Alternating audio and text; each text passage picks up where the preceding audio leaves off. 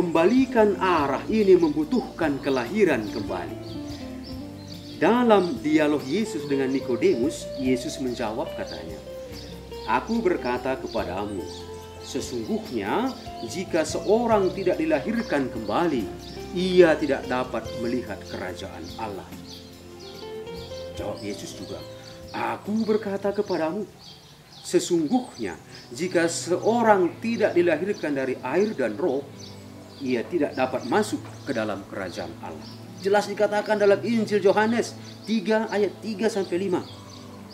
Institusi pun perlu dilahirkan kembali dari roh dan air.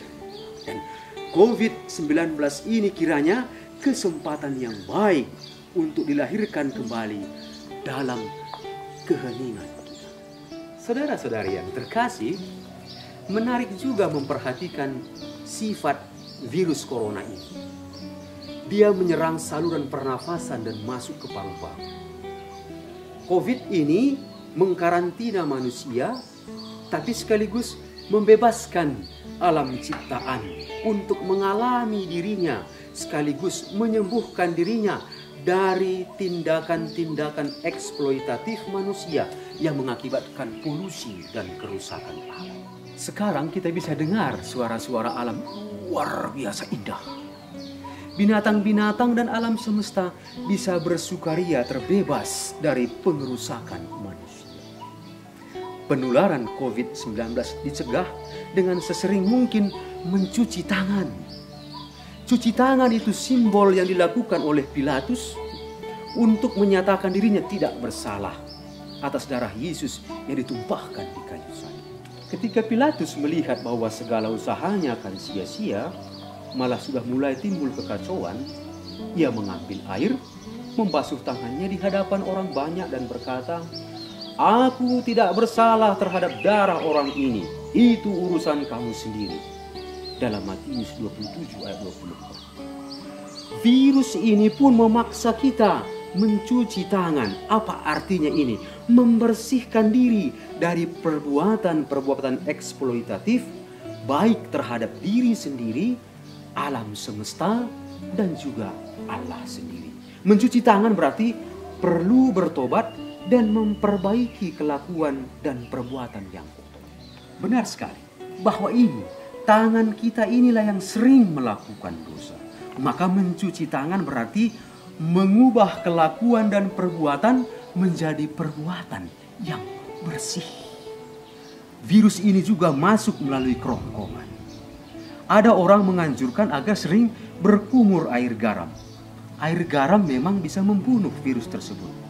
Ini berarti kita perlu mengatur, membersihkan kata-kata yang keluar dari mulut kita. Hendaknya pita suara kita menghasilkan suara dan kata-kata yang bersih, kata cinta indah. Selain itu, kita juga dianjurkan banyak minum air putih. Air putih, bukan minuman-minuman yang lain, apalagi alkohol, bukan. Air akan membawa virus ke dalam perut dan ketika berada di perut, asam lambung akan membunuhnya.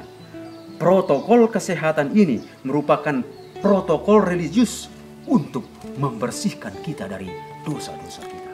Saudara-saudari yang terkasih, social distancing dan physical distancing, jaga jarak, juga mengisyaratkan sesuatu yang sangat penting. Hidup ada dalam diri masing-masing. Dan virus corona ini mengajak dan memaksa kita masuk ke dalam diri masing-masing, ke dalam hati untuk mendengarkan suara hati di mana kita berkomunikasi dengan Allah. Dan inilah komunikasi yang paling inti dengan Allah. Menjaga jarak sosial juga berarti menjauhkan diri dari hubungan-hubungan ilegal yang sudah terjadi hingga saat ini, baik dengan sesama jenis maupun lawan jenis. Social distancing memaksa orang mempererat kesatuan keluarga. Suami istri harus mencintai istri sendiri dan istri harus mencintai suami sendiri, bukan suami orang lain, bukan istri orang lain. Bapak ibu harus hidup bersama dengan anak-anak. Masa karantina ini adalah kesempatan untuk lebih mencintai lagi di antara sesama anggota keluarga dan juga dengan diri sendiri yang juga harus dipandang. Diri sendiri ini juga merupakan persaudaraan dari semua unsur-unsur tubuh dan rohaninya. Corona memaksa kita kembali kepada yang inti, mengutamakan yang inti, dan mengalami yang inti, seraya meninggalkan semua yang bukan inti. Sekurang-kurangnya memahami nilai relatif segala sesuatu yang bukan inti utama. Terlalu jauh manusia berjalan sehingga ia lupa akan inti dirinya. Lupa inti membuat orang sibuk dengan hal-hal seperti ini. Katanya begini, apa bedanya pria dan wanita dalam hal mempunyai uang? Jawabannya demikian. Pria punya uang dulu baru bisa nakal. Wanita nakal dulu baru bisa punya uang. Yesus datang ke dunia untuk membawa manusia kembali kepada dirinya yakni nafas hidup sendiri.